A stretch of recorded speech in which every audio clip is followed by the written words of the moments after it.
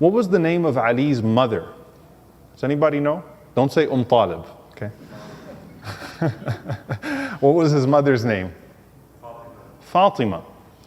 I mentioned that there are very few Khadijas. In fact, I could not find anyone before Khadija radiallahu ta'ala anha named Khadija. But when it comes to Fatima, there is Fatima, the mother of Ali, Fatima bint Muhammad, the wife of Ali sallallahu alayhi wa sallam radiallahu anha. There's Fatima bint Hamza, Fatima bint Shayba. So Aqil also has a wife named Fatima. There are a lot of Fatimas that exist in that time. But the mother of Ali radiallahu ta'ala anhu, Fatima bint Asad, is so special that I thought about doing a whole lecture about her. But then I said this series is going to get way too long if I do a whole lecture on her, and we're just going to end up having to dig a lot deeper. But she is a first as well. She is the first Hashimi woman to accept Islam. The first actual person from the family, the first woman from the family of the Prophet ﷺ in terms of his tribe to accept Islam. So unlike Abu Talib, who of course had held out because of the implications of his tribe, Fatima bint Asad radiallahu ta'ala anha immediately accepted Islam. So she's considered the first Hashimiyya, the first woman from Banu Hashim to accept Islam. Some of the scholars put her as the 10th or 11th person as a whole to accept Islam. So she is one of the first 10 or first 11 to embrace the message of the Prophet ﷺ. She did not hesitate at all. When the Prophet ﷺ informed her about the message, she immediately believed in the Prophet ﷺ, and she always knew there was something special about him. She's also like Ayman, someone that the Prophet ﷺ referred affectionately to as a mother, because she served that role as a mother. Now we know that the Prophet ﷺ used to call Abu Talib his father, and Abu Talib would call him his son. And one of the nicknames of the Prophet ﷺ was Yatim Abu Talib, the orphan of Abu Talib, right? So there are ahadith where he would say, we remember the story in Ash-Sham, where Abu Talib said, "This is my son," and the priest said that no, the young man that's awaited, his father would have passed away. And then he explained that it's his nephew. But Fatima bint Asad essentially raises the Prophet ﷺ, particularly from the age of 6 to the age of 25. The age of 6 to the age of 25, when the Prophet ﷺ got married to Khadija radiallahu ta'ala anha. The Prophet ﷺ recalled the times of hunger, particularly where Fatima bint Asad used to sacrifice her own food for the Prophet ﷺ and for her children. Remember, Abu Talib's family was struck with extreme poverty. And poverty stayed with that family all the way until Islam. Okay, into Islam. It never actually left the family of Abu Talib. They were a people that lived in extreme, difficult poverty. And the Prophet ﷺ would recall the times that Fatima bint Asad would just have a little bit of food for herself, and she would instead choose to distribute that amongst the Prophet ﷺ and her children. And as we said, she accepted Islam instantly. She even considered making hijrah to Abyssinia with her son Ja'far. So we'll talk about Ja'far radiallahu anhu again in a future halaqah, but she even considered making that hijrah, migrating to escape the persecution in Mecca. And she especially loved Ja'far out of her kids for a reason. Because Ja'far looked like the Prophet ﷺ. So she loved Ja'far particularly for his physical resemblance of the Prophet ﷺ. So she had a preference, a soft spot for Ja'far radiallahu ta'ala anhu. She suffered during the boycott, as we talked about, the boycott on Banu Hashim and Banu Muttalib. Of course, that would cause the death of Abu Talib, and it would cause the death of Khadija radiallahu ta'ala anha. And she also suffered obviously from the death of her husband Abu Talib in those difficult days. The Prophet ﷺ used to often, when he would receive something, he would say, "Divide it amongst the Fatimas." Okay? So Ali radiallahu ta'ala anhu would take some of the food and some of the things that would come, and he would divide it amongst the Fatimas in the families. Ali radiallahu ta'ala anhu says about the Prophet ﷺ and his mother, he says, "Kana Rasulullah sallallahu alayhi wa sallam yazuruha da'iman wa yatilu fi baytiha." The Prophet ﷺ used to go and visit her, and he would enjoy her company and sit for a very long time in her home. And when she passed away, shows you the love of the Prophet ﷺ for this woman. When she was dying, the Prophet ﷺ came to her home. He removed his own shirt and he wrapped her in his shirt ﷺ, and he sat beside her bed and he made dua for her while she was passing away. And she passed away with her eyes on the Prophet ﷺ وَهُوَ يَدْعُ لَهَا, while he was making dua for her. What a way to leave this world. SubhanAllah, wrapped in the shirt of the Prophet ﷺ, staring at the Prophet ﷺ, sitting by her bedside, making dua for Allah subhanahu wa ta'ala to forgive her and to ease her transition. Ali radiallahu ta'ala anhu said that I remembered the day that Fatima bint Asad was buried, and she's buried in Al-Baqi' Al-Gharqad. So she made the hijrah to Medina and she was buried in Medina. And the Prophet ﷺ himself jumped in the grave and he cleared the dirt for her. You know, obviously there's a task to get inside the grave and to make sure that there's no obstacles, no hard rocks or anything that would prevent the body. And he cleared the grave for her himself, sallallahu alaihi wasallam. And then he asked for her body to come into the grave. So the Prophet ﷺ actually received the grave of the body of this woman himself, sallallahu alaihi wasallam, and praised her and then led her janazah. Fatima bint Asad also, through her children, there are 46 ahadith narrated from Fatima bint Asad radiyallahu ta'ala anha wa ardaha. So this is the mother of Ali, and the reason why I wanted to spend a little bit of time is because you know Abu Talib, but you often don't hear about the mother of Ali radiyallahu ta'ala anhu, Fatima bint Asad, the first of the Hashimi women to accept Islam. So Ali radiyallahu ta'ala anhu was born, according to Ibn Hajar, about 10 years before the Prophet sallallahu alaihi wasallam received revelation. Okay? About 10 years before the Prophet sallallahu alaihi wasallam received revelation. Talib was the age of the Prophet sallallahu alaihi wasallam. And then there is Aqil, 10 years later, and then there is Ja'far, 10 years later, and then there is Ali, 10 years later, and then the Prophet ﷺ received revelation, of course, as Ali radiallahu ta'ala anhu was a young boy in his home. And there are a few things that are to be mentioned here. When he was born, I said that we're going to talk about Ali's name on Jum'ah, inshallah, because it's special how Abu Talib chose the names of his children. His mother named him Asad. So when you hear the famous narration where Ali radiallahu anhu says, أَنَا الَّذِي سَمَّتْهُ أُمُّ, I am the one whose mother named him Haydar, or Asad, a lion. He was actually being authentic, or this was actually a fact, that his mother named him Asad, named him a lion. But when Abu Talib came back, he didn't like the name. He was on a journey. So he changed his name to Ali, which means ulu al-sharaf, which means someone with great nobility.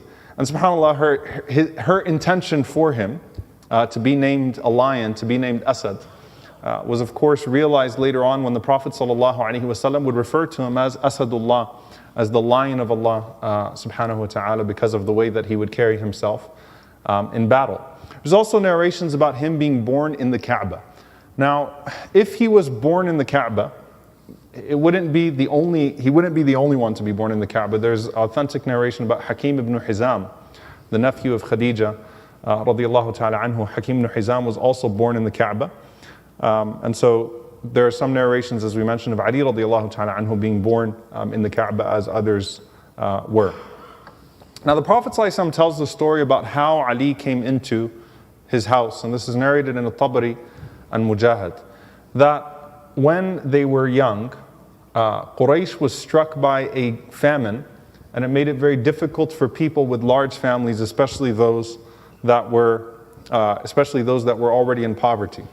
So the Prophet ﷺ went to Al-Abbas, of course is his uncle, and he said to Al-Abbas radiallahu anhu that Abu Talib is going through a hard time because of all of his children. How about we make things easy for him and we take 2 of his children and raise them for him so that he can focus on getting himself to a financially healthy place. And the Prophet ﷺ had just gotten married to Khadija radiallahu ta'ala anha shortly before that. So the Prophet ﷺ's financial circumstances had changed. So Al-Abbas radiallahu ta'ala anhu agreed. And Ali radiallahu ta'ala anhu was literally an infant, so he was just born. So they were talking about 10 years before the Prophet ﷺ receives prophethood, 5 years after the Prophet ﷺ got married to Khadija. So they go together and they say to Abu Talib, Al-Abbas and the Prophet ﷺ, give us your children so we can make things easy for you and we'll raise them for you. So Abu Talib said, you can take them so long as you leave me Aqil. So Abu Talib insisted only on keeping Aqil with him. And so the Prophet ﷺ went up to Ali radiallahu ta'ala anhu as a baby, picked him up and embraced him, and he said, I'll take him. Al-Abbas radiallahu ta'ala anhu went to Ja'far ibn Abi Talib and he said, I will take Ja'far. So Ja'far, though he was a little older than Ali, as we said, about a decade older than Ali, would be raised in the house of Al-Abbas, and Ali would be raised in the house of the Prophet sallallahu alaihi wasallam and Khadija radiallahu ta'ala anha. And for the benefit of Ali, I want you to think about this because, Mujahid mentions this as an amazing miracle. It could have happened that the Prophet ﷺ could have adopted Ali. He could have officially made him his son, like he did with Zayd, right? So he made Zayd ibn Muhammad. It also could have been that Khadija radiallahu ta'ala anha could have breastfed Ali, which would have made Ali her son. And Khadija radiallahu ta'ala anha had flowing milk, right? There were other children of the Prophet ﷺ that were born at the time of Ali. And had Khadija radiallahu anha breastfed Ali, then he could never marry Fatima because he would have been the brother of Fatima, right? He would have been the brother of Fatima. So Allah subhanahu wa ta'ala was protecting this and obviously decreeing this as such a way that this marriage would happen from a very early age, even though it would have been understood and it would have been only natural that Khadija radiallahu anha would either breastfeed him, being a young child in her house, or the Prophet ﷺ would officially adopt him. And there's no actual stated reason why the Prophet ﷺ never adopted him and why Khadija radiallahu ta'ala anha did not breastfeed him, except that it's a miracle from Allah subhanahu wa ta'ala and something that Allah subhanahu wa ta'ala was planning for him very early on. So he's growing up in the house of the Prophet ﷺ and Khadija as a child of the Prophet ﷺ and Khadija radiallahu ta'ala anha. And he's witnessing everything that we talked about with the Prophet ﷺ and Khadija radiallahu anha from the perspective of a child. So he sees the Prophet ﷺ when he comes home, the stress, Khadija radiallahu anha embracing the Prophet ﷺ, going to Waraqah, obviously the fatra, he witnesses that pause in revelation where the Prophet ﷺ is trying to figure out what's happening to him. And before the Prophet ﷺ would approach Ali radiallahu ta'ala anhu, this young boy who was again 8, 9 or 10 years old, to talk to him about Islam, the first exposure would be Ali radiallahu ta'ala anhu watching the Prophet sallallahu alaihi wasallam and Khadija radiallahu ta'ala anha pray on the first night when Surah Al-Muddathir was revealed. Okay? So remember, Surah Al-Muddathir was revealed to the Prophet ﷺ as he was in the arms of Khadija radiallahu ta'ala anha. And Allah subhanahu wa ta'ala commanded the Prophet ﷺ to pray. Now, how the Prophet ﷺ would pray, was it the full exposure at that point? No, it was a developing concept of salah. But still the Prophet ﷺ was starting to pray. And so the Prophet ﷺ is praying with Khadija, and Ali notices that night, and obviously Ali radiallahu anhu has been seeing things are changing in the household of the Prophet ﷺ. Something's happening here that's not normal, right? Our lives are changing. So his first exposure to Islam, he said that I saw the Prophet ﷺ and Khadija praying at night. So I waited until they finished. And Ali radiallahu anhu walks up to the Prophet sallallahu alaihi wasallam and he says, Ya Muhammad, ma hadha? He said, Oh Muhammad, what is this? I have no idea what's going on. I don't know what you're doing, how you're praying. What is this? So he said that the Prophet sallallahu alaihi wasallam responded, Deenullah الذي اصطفاه لنفسه وبعث به رسله. He said, this is the religion of Allah subhanahu wa ta'ala, the religion of God, which He chose for Himself, and He sent messengers in accordance with that. So the Prophet ﷺ said to him, فَأَدْعُوكَ إِلَى اللَّهِ وَحْدَهُ لَا شَرِيكَ لَهُ وَإِلَى عِبَادَتِهِ وَأَن تَكْفُرْ بِاللَّاتِ وَالْعُزَّى. So the Prophet ﷺ told to me, so I call you to Allah, and that you worship Him without associating any partners, but at the same time, you reject Al-Lat and Al-Uzza. You reject the idols, Al-Lat and Al-Uzza. And you can realize that the Prophet ﷺ is giving Ali a very serious message. He's not treating him like a child. He's not saying, don't worry about it, we'll talk about this when you get older. He's imparting on him the seriousness of this. This is not something small, or just do what we're doing, right? You're a child, just go ahead and follow along with us. He's making it very clear to Ali radiallahu anhu what he was doing. Now Ali says, I grew up in the house of the Prophet ﷺ. I never worshipped an idol, because the Prophet ﷺ and Khadija did not worship idols. So I never even worshipped an idol. But when the Prophet ﷺ talked to me with that seriousness, أَدْعُوكَ إِلَى اللَّهِ, I'm calling you to Allah, وَحْدَهُ لَا شَرِيكَ لَهُ, no partners associated with Him, وَأَن تَكْفُرْ بِاللَّاتِ وَالْعُزَّى, and that you disbelieve in Al-Lat and Al-Uzza. Ali radiallahu ta'ala anhu, he said to the Prophet ﷺ, he's a very mature child, he said, هَذَا أَمْرٌ لَمْ أَسْمَعْ بِهِ قَبْلَ الْيَوْمِ. He said, look, this is something I've never heard about until today. فَلَسْتُ بِقَاضٍ أَمْرًا حَتَّى أُحَدِّثُ بِهِ أَبَا طَالِبٍ. He said, and I can't make this decision without talking to my father, Abu Talib. So he said, I've got to talk to Abu Talib first. Now Abu Talib had not heard yet of Islam. Okay? And this was the maturity of Ali radiallahu ta'ala anhu, where he doesn't say, this looks cool, let me go ahead and do this too. He gets that the Prophet ﷺ is imparting a very serious message to him. He's a mature young boy. Says to the Prophet ﷺ, I need to talk to Abu Talib. He said the Prophet ﷺ smiled at me and he accepted that, and he said, إِذْ لَمْ تَسْلِمْ فَكْتُمْ. He said, listen, if you don't become Muslim, be quiet. Don't go blurting this out to everybody, what we're doing in this house. That's a lot to put on a 10-year-old, right? 8, 9, or a 10-year-old. He was between the age of 8 and 10, right? So this is what I'm doing, this is the religion, this is our aqeedah, this is our creed. And if you're not going to become Muslim, then that's fine, just don't tell anybody. Okay? So you've got to keep it to yourself. Ali radiallahu ta'ala anhu said that I said to the Prophet ﷺ, okay. He said that I sat back in the room, and he said I watched the Prophet ﷺ and Khadija radiallahu anha continue to pray.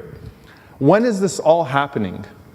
Ali radiallahu anhu said the Prophet ﷺ received revelation on Monday, I became Muslim on Tuesday. So this is the very first night of the Prophet ﷺ and Khadija radiallahu ta'ala anha making dua, praying together in this way as Muslims. Okay? So Ali radiallahu anhu said, I watched the Prophet sallallahu alaihi wasallam and Khadija praying, and that night I felt something enter in my heart and I couldn't sleep. Meaning the message of the Prophet sallallahu alaihi wasallam, what he was doing, the words that he said to me, I kept repeating them to myself, trying to comprehend what I heard from the Prophet ﷺ until it entered into my heart. So he said the next morning, I said to the Prophet ﷺ, can you remind me again what you're calling me to? Can you repeat everything that you said? So the Prophet ﷺ said, sure. And he repeated the message to Ali radiallahu ta'ala anhu. He said that I'm calling you to Allah, وَحْدَهُ لَا شَرِيكَ لَهُ وَإِلَىٰ عِبَادَتِهِ وَأَن تَكْفُرْ بِاللَّاتِ وَالْعُزَّى, that you worship Him without partners and that you disbelieve in Al-Lat and Al-Uzza. So Ali radiallahu ta'ala anhu said, Aslamt, I submit myself. So he actually never went to Abu Talib to talk to Abu Talib about it. He just decided the next morning to accept the message. And he said that from that day, I started to pray with the Prophet ﷺ and Khadija radiallahu ta'ala anha. So Ibn Abbas radiallahu ta'ala anhu, you'll find a narration in Bukhari where Ibn Abbas says, أول من صلى Ali. The first to pray was Ali radiallahu ta'ala anhu. What he's speaking about is this, obviously, right? To follow along the Prophet ﷺ and Khadija radiallahu ta'ala anha, literally on Tuesday. He says the Prophet ﷺ received revelation on Monday. وَأَسْلَمْتُ, and I became Muslim, or I accepted Islam that next morning on Tuesday. Then the Prophet ﷺ started to invite people in small groups to Islam, particularly Banu Hashim. Right? So now the Prophet ﷺ's mission is to focus on his own tribe of Banu Hashim and to focus on some of the smaller groups that Allah subhanahu wa ta'ala has called him to call upon around his family. Okay, so the Prophet ﷺ would go, and before that call at As-Safa, the very famous call at As-Safa, there were actually family gatherings where the Prophet ﷺ privately starts to speak to these small groups of people, and the rumors are starting to spread amongst Banu Hashim and Banu Muttalib that the Prophet ﷺ is calling to a new message. So Ali radiallahu anhu says that I used to accompany the Prophet ﷺ on those little trips where he would go and he would call them to a dinner, or he'd call them to a lunch, and the Prophet ﷺ would speak to some of his immediate relatives about Islam. And he said sometimes I would go with the Prophet ﷺ and it would just be me and him. And he said, but I would not speak. I was obviously a little boy, so I wouldn't say anything. And he said sometimes it was Abu Bakr radiallahu ta'ala anhu and the Prophet ﷺ. Abu Bakr was of course just 2 years younger than the Prophet ﷺ. He was far senior to Ali radiallahu ta'ala anhu. So he said sometimes the Prophet ﷺ and Abu Bakr radiallahu anhu, who would become Muslim soon after, would go out and they would call people to Islam. And he said I would go with them, but I would remain silent. So Ali himself, being the young boy, did not publicly call to Islam, but it was understood he's like the son of the Prophet ﷺ, and he's with the Prophet ﷺ on these journeys. And then he mentions As-Safa, right? Where the Prophet ﷺ decides at this point to broaden his call, to make his first public call to Islam. And it's still to his family, but it's to his extended family. And the Prophet ﷺ is doing it out in the open, which is when the Prophet ﷺ stands on As-Safa and he starts to call the tribes to As-Safa. And the Prophet ﷺ says, if I was to tell you that there is an army that is behind that mountain that is coming to attack you, would you believe me? And they said, of course, you're as-sadiq, al-amin, you're the truthful one, you'd never lie. And the Prophet ﷺ calls them to the oneness of Allah subhanahu wa ta'ala and warns them of a harm, a punishment in the hereafter. So he presses a great sense of urgency on them sallallahu alaihi wasallam when he's standing on As-Safa. The Prophet sallallahu alaihi wasallam said, so who will follow me? So before Abu Lahab would curse the Prophet sallallahu alaihi wasallam, the Prophet sallallahu alaihi wasallam gives his message. All of these people just responded, united, and said, you're a sadiq al-amin, we would believe you, right, if you said that there was some harm coming to us. And then the Prophet ﷺ said, so who will support me? Ali radiallahu ta'ala anhu looks around and he sees dead silence. You imagine how, this is Waraqa's message to the Prophet ﷺ starting to come to him now, right? That this is serious, that all of these people who just enthusiastically said, we would support you, you're a sadiq, or we would believe you, you're a sadiq al-amin, now are completely silent. They love the Prophet ﷺ too much to insult him, but at the same time, they're completely out of sync with what the Prophet ﷺ just said to them. So Ali radiallahu ta'ala anhu, he raises his hand, this is his first time publicizing, he says, Ya Rasulullah, I will believe in you. And what do you think that does to the situation? Ali radiallahu anhu is showing his support, but it actually further alienates the Prophet ﷺ from the crowd. It's like the only one that stood up and said, Ya Rasulullah, I will support you, is the little boy, right? His little son. And that's when Abu Lahab looks around and Abu Lahab says to the Prophet ﷺ, Tabban laka ya Muhammad, ali hadha jama'tana. May you perish, O Muhammad. Is this why you gathered us together? So we could gather all of our gods and worship this one God? So Abu Lahab insults the Prophet ﷺ. Everyone walks away. The Prophet ﷺ is completely shocked by the incident that just happened. There's no Abu Bakr in this. This is his family. It's just the Prophet ﷺ and Ali radiallahu anhu who wanted to support the Prophet ﷺ enthusiastically. He walks up to the Prophet ﷺ to support him in those difficult moments. And you can imagine what that conversation was like between the Prophet ﷺ and Khadija radiallahu ta'ala anha that night. Right? Waraqa, who told the Prophet ﷺ that your people would run you out, was dead now. And Ali walks home with the Prophet ﷺ, who was not physically harmed, but who had just gotten a taste of what was to come, of the alienation with this message. Ali radiallahu ta'ala anhu said, I would walk with the Prophet ﷺ, and he said after that the people would turn their faces. So there's a clear message that's being sent to the Messenger ﷺ at this point, and he says, Wallahi, every single stone and tree would give salam to the Prophet ﷺ in Mecca, but the people would turn their faces away from him. So you imagine the little boy walking with the Prophet ﷺ in those moments, and this is of course building character for him as well. In Mecca, Ali radiallahu ta'ala anhu said that I was good at reading people's behavior. So he said that the Prophet ﷺ appointed me to go and to look out to see if there was anyone that was coming around that looked like they were there to learn about Islam. What does that mean? Ali radiallahu anhu stands around the Kaaba, little boy, young man, and he looks at the faces of those that are traveling in particular to see if there's anyone that's potentially looking for the Prophet ﷺ. And you know who he found, by the way? Abu Dharr al-Ghifari. So Abu Dharr radiallahu anhu would become Muslim specifically through Ali radiallahu anhu going through the marketplace, looking around, analyzing people's faces, saying salam to people or interacting with the people, and getting a sense of who was potentially there to inquire about the message of the Prophet sallallahu alaihi wasallam. And then you have this stunning narration. Think of the Kaaba right now, the Kaaba in particular. And think of all the people that are always there. Now I want you to rewind to this narration. There's a man by the name of Afif al-Kindi. Afif al-Kindi.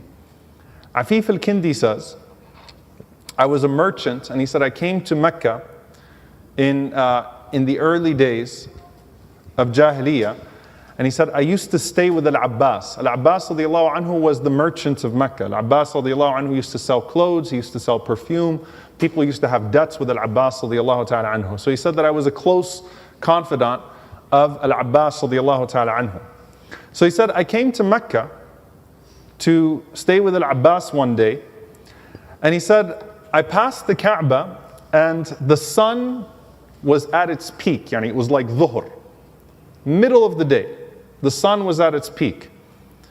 So he said, I saw a man, a young man, facing the Kaaba with his hands raised, and a boy right next to him, raising his hands like him, and a woman standing behind them, and everybody ignoring them. So this is a strange sight. I saw this young man with his hands raised, someone next to him raising his hands next to the Kaaba, and a woman standing behind them doing the same. So he said, I didn't know who they were, what was happening. He said, so I watched them. And he said, then they bowed down, and then they made sajda. They prostrated.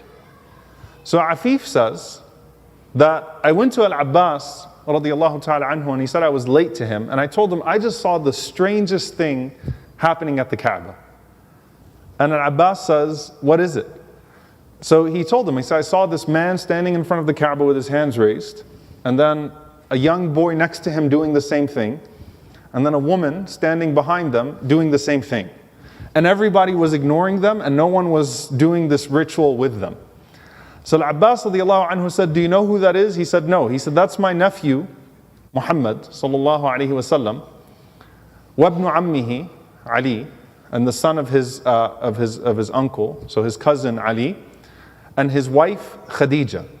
He said, my nephew, this is Al-Abbas talking to Afif, he says, my nephew says that his Lord is Rabbus samawati wal ard, is the Lord of the heavens and the earth, and that he's given him a new religion. And Al-Abbas said, I don't know anybody in the world that follows the religion except for those three. So Afif said, interesting, stayed with Al-Abbas, he did some of his trade, And then later on, he would become Muslim. Later on, Afif al-Kindi would become Muslim once Islam grew. And Afif used to always cry and he would say, I wish I was the fourth. I wish I was the fourth. Ya laytani kuntu rabi'an. I should have been the fourth. I should have been the fourth, right? I had an opportunity in those moments when it was just the Prophet ﷺ and Ali and Khadija, and I could have been that next one. But instead, he waited until Islam got a little bit more growth and popularity, and then Afif radiallahu ta'ala anhu would become Muslim as well. So it kind of just gives you that incident. If you think about the growth of Islam and you think about this first family standing there worshipping Allah subhanahu wa ta'ala at the Kaaba.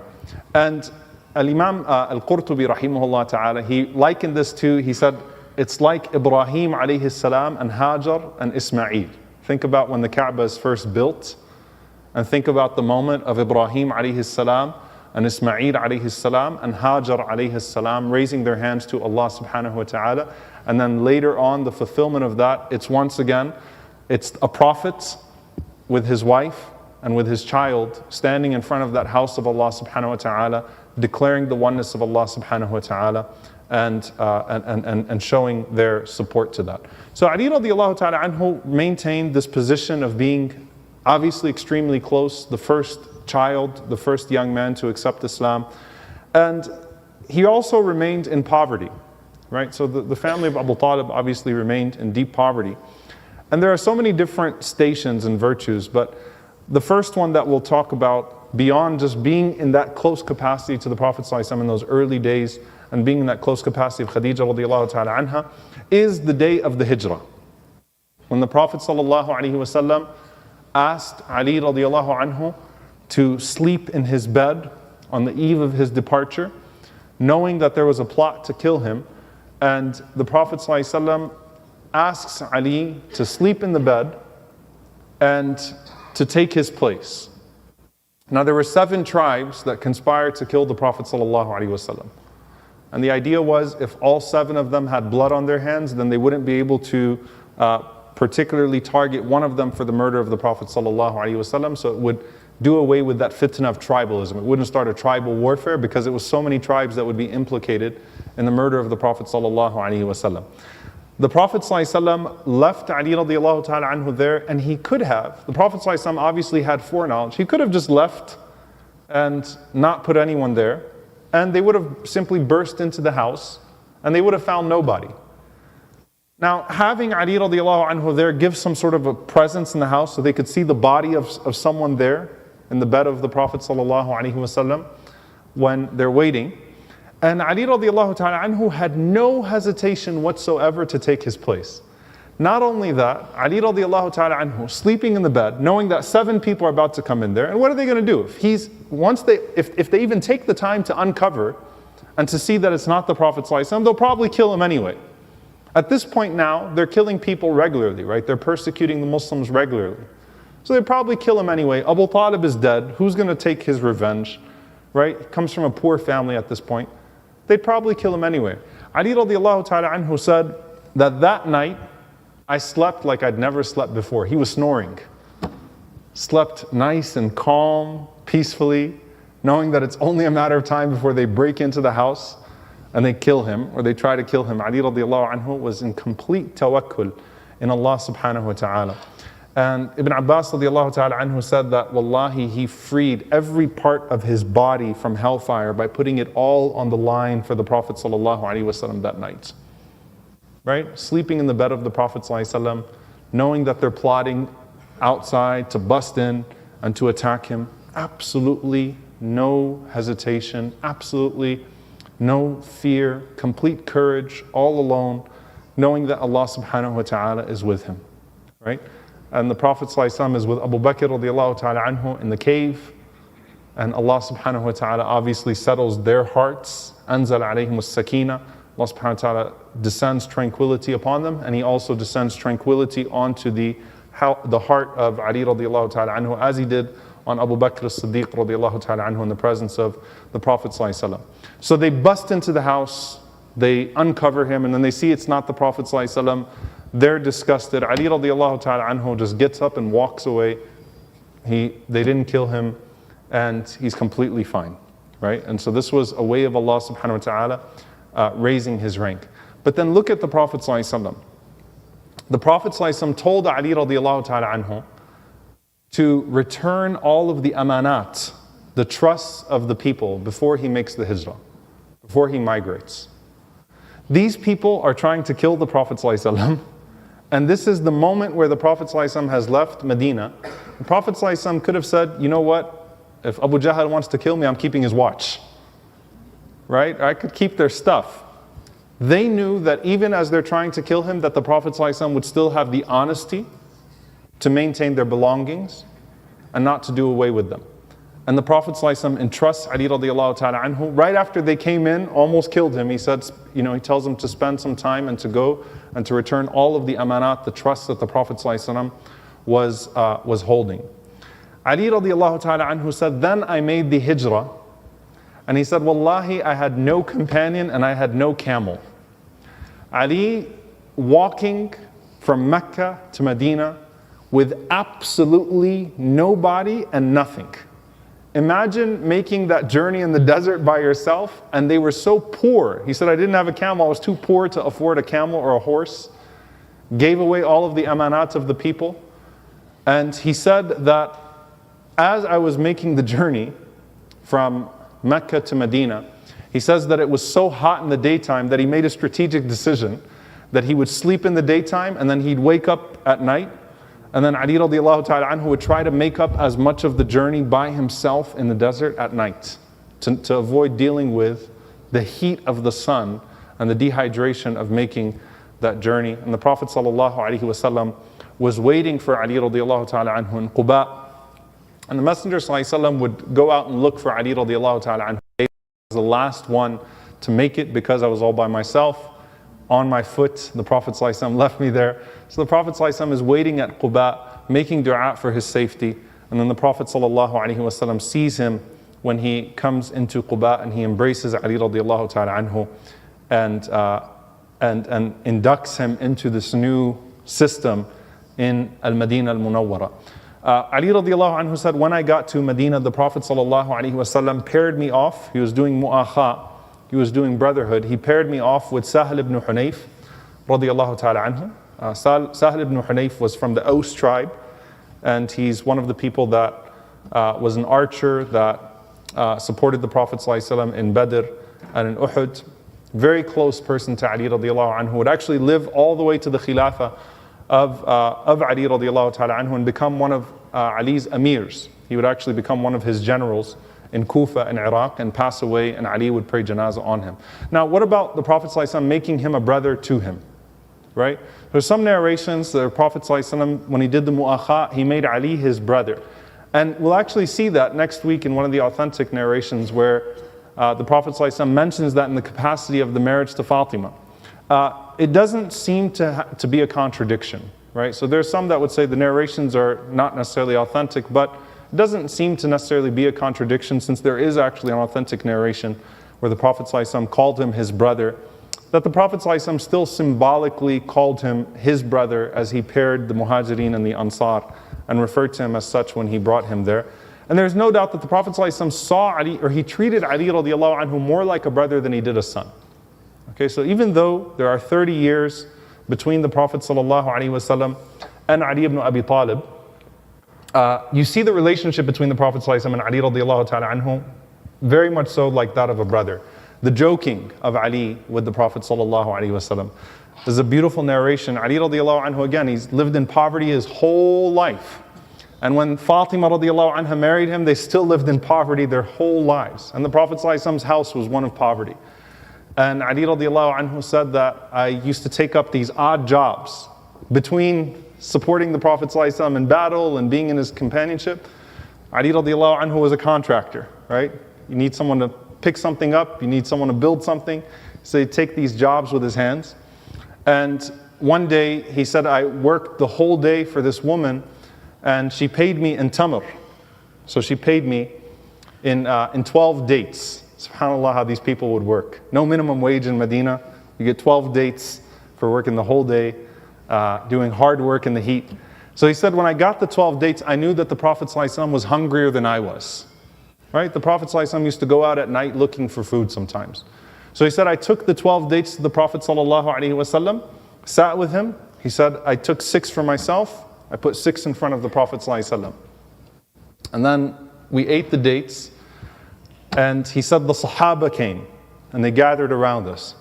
He said, when the Sahaba came, I pushed my 6 date seeds in front of the Prophet ﷺ. So he had 12 date seeds in front of him. And I said to the Sahaba, look at Rasulullah sallallahu alaihi wasallam, he eats and he leaves me hungry. That's the type of jokes, that's the approachability of the Prophet sallallahu alaihi wasallam.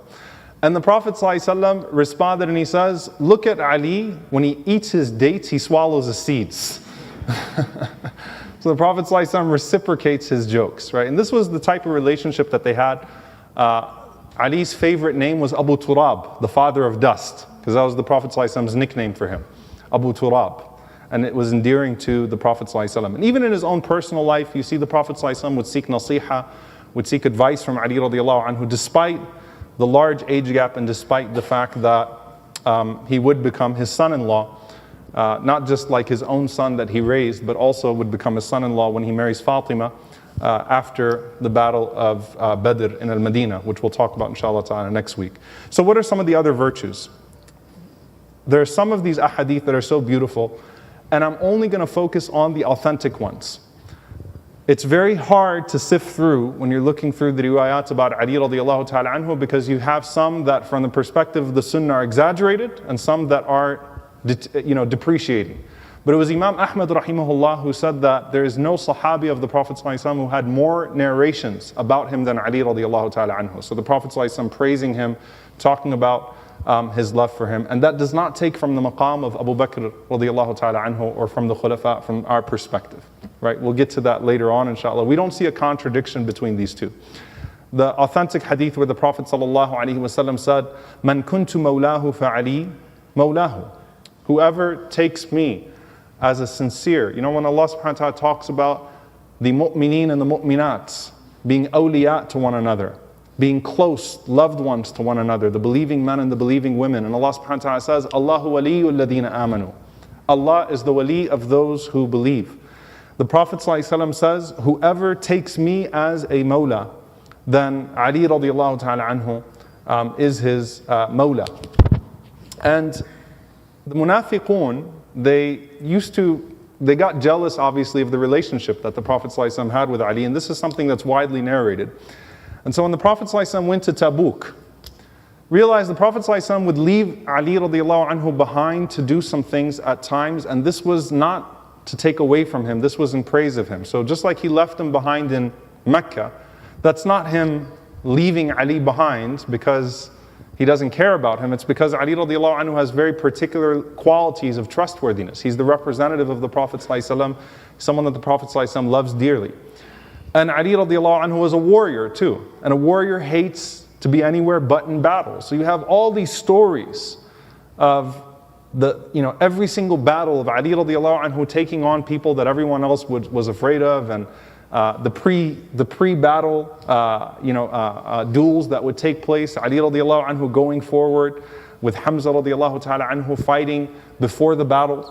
So when the Prophet ﷺ went to Tabuk, he left Ali behind in Medina to take care of the women and the children that were left behind in Medina. And some of the munafiqun, they started to make fun of Ali, to say to him that this was a sign that the Prophet ﷺ was putting him aside. So this started to annoy Ali radiallahu anhu because he started to think about it. He said, is this some sort of degradation? Am I being lowered in my status because the Prophet ﷺ left me behind? So when the Prophet ﷺ came back, he noticed Ali radiallahu anhu was bothered by what seemed to be a demotion of sorts in the ranks. And he said to him, to Ali radiallahu ta'ala anhu, أَمَا تَرْضَى أَن تَكُونَ مِنِّي بِمَنْزِلَةِ هَارُونَ مِنْ مُوسَى. Aren't you satisfied, O Ali, that you are to me like Harun was to Musa, except there is no Nabi after me, there is no prophet after me. Okay? What does that mean? When Musa alayhi salam left, who did he put in charge of the people? Harun, right? And this was a sign that Harun alayhi salam was on the same wavelength as him, right? So he's leaving behind Ali radiallahu anhu in charge of that area in Medina, not because he's taking away from him, but that's the Prophet ﷺ talking him up and saying, this is the same thing like when Musa alayhi salam put Harun in charge when he went to Mount Sinai. Abu Sa'id radiallahu ta'ala anhu says, this is authentic in Sahih Muslim, ما كنا نعرف المنافقين على عهد رسول الله صلى الله عليه وسلم إلا ببغضهم لعلي. That we knew the hypocrites in the time of the Prophet ﷺ by their hatred of Ali radiallahu ta'ala anhu. And Ali radiallahu anhu used to say, also an authentic hadith, he used to say that the Prophet ﷺ told me that no one except a mu'min would love me and no one except a hypocrite would hate me.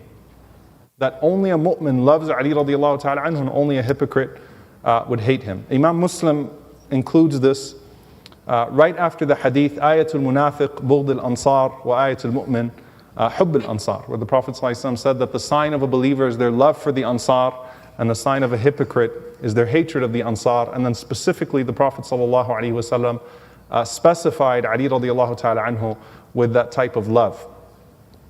There's also the narration of Khaybar, where the Prophet ﷺ in the battle of Khaybar said that tomorrow I'm going to give the banner to someone who loves Allah and His Messenger and who is beloved to Allah and His Messenger sallallahu alaihi wasallam. And Umar ibn Khattab radiallahu anhu said, I never wanted so badly a position of leadership than that day. And the Prophet ﷺ kept the people waiting, and then the next morning, the Prophet ﷺ called Ali radiallahu ta'ala anhu, or he called for Ali, and Ali radiallahu anhu had an issue with his eyes where he couldn't even see. So the Prophet ﷺ took some of his saliva and he applied it to the eyes of Ali radiallahu ta'ala anhu, and Ali could see once again. And the Prophet ﷺ gave him the banner, and Allah subhanahu wa ta'ala granted him victory on his hands. So that was also one of the moments where the Prophet ﷺ really gave Ali radiallahu ta'ala anhu a special type of love in those moments.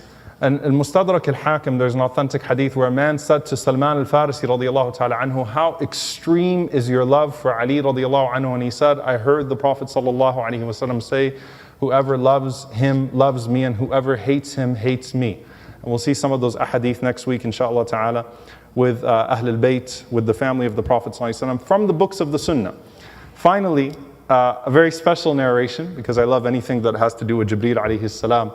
Also a sanad that is sahih in Muslim Imam Ahmad, that the Prophet ﷺ looked at Abu Bakr and Ali on the day of Badr, and he said to them, مَا أَحَدِكُمَا جِبْرِيل وَمَعَ الْآخِرِ مِكَائِيل. One of you right now has Jibreel with you, and the other one has Mikail alayhim salam. We know that the Malaika were sent on that day of Badr to support the believers. So the Prophet ﷺ said to Abu Bakr and to Ali, one of you has Jibreel, the other one has Mikail with them as you fight on the day of Badr.